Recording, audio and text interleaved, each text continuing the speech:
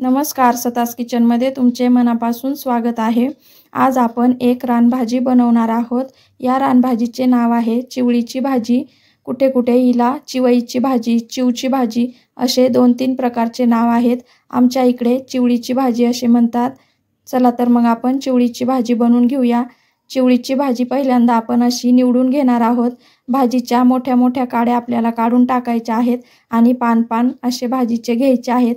भाजीला आपण स्वच्छ 2-3 पाण्याने धुवून घेणार आहोत। आता एका पॅन मध्ये आपण 2 चमचे तेल गरम करून घेऊया। या भाजीसाठी तेल थोडे जास्त लागते। तेल छान गरम झाले की यामध्ये अर्धा चमचा मोहरी आणि अर्धा चमचा जिरे टाकून घेऊया।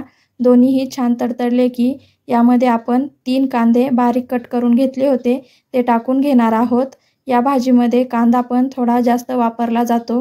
कांद्याला आपण छान गुलाबी रंगापर्यंत गरम करून घेणार आहोत।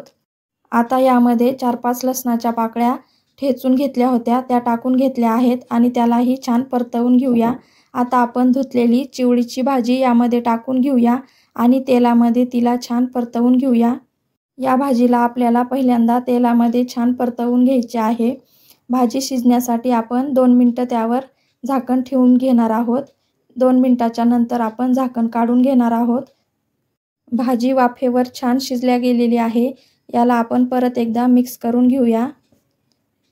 छान मिक्स झाले की यामध्ये पाऊण चमचा हळदीची पावडर आणि 1 चमचा लाल मिरचीची पावडर टाकून घेतली आहे। तिखट तुम्ही तुमच्या आवडीनुसार कमी जास्त करून घ्या। 1 चमचा मीठ टाकून घेतलेला आहे। मीठही तुम्ही तुमच्या चवीनुसार कमी जास्त टाकू शकता। आता याला आपण छान मिक्स करून घेणार आहोत। ही भाजी शक्यतो उन्हाळ्यामध्येच येते। या भाजीमध्ये थंडावा असतो त्यामुळे ही भाजी नक्की खावी। आता यामध्ये आपण अर्धी वाटी बेसन पीठ टाकून घेणार आहोत आणि त्याला छान मिक्स करून घेणार आहोत। बेसन पीठ आपण तेलामध्ये छान भाजून घेणार आहोत म्हणजे भाजी खाताना एकदम छान चव लागते। आता यामध्ये आपण अर्धा वाटी पाणी टाकून घेणार आहोत। तुम्हाला माझी रेसिपी आवडली असेल तर व्हिडिओला लाईक करा, शेअर करा आणि आतापर्यंत तुम्ही माझ्या चॅनलला सबस्क्राइब केले नसेल तर कृपया सबस्क्राइब करा। अशा सोप्या रेसिपीज बघण्यासाठी बेल आयकॉनवर क्लिक करा।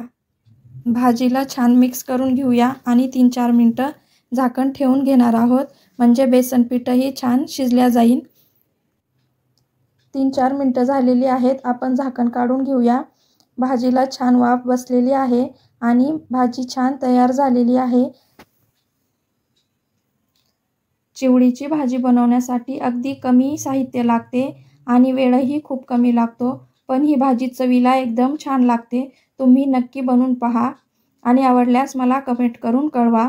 तुम्ही ही रेसिपी वेळात वेळ काढून पाहिली त्याबद्दल तुमचे मनपूर्वक आभार।